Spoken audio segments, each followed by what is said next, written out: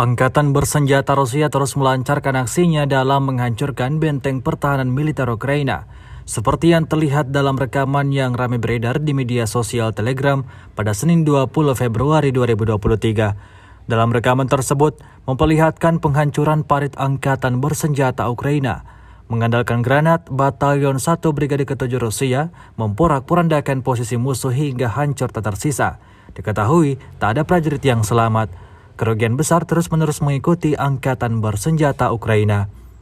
Sejauh ini selama invasi berlangsung, Rusia secara total melaporkan 385 pesawat Ukraina, 210 helikopter dan 3.178 kendaraan udara tak berawak, serta sistem rudal anti pesawat dieliminir oleh pasukan Vladimir Putin. Sementara itu dari kubu Kiev, Kementerian Pertahanan Ukraina melaporkan 590 tentara Rusia dieliminir dalam sehari terakhir.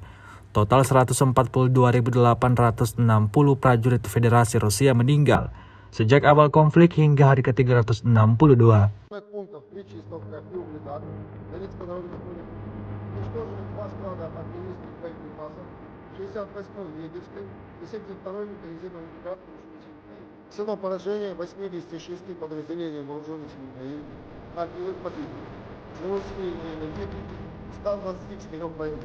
В районах населенных пунктов Владимировка, Кременная, Рязанская республика, Бабаевка, Контактовый, Луговская, Кириллян,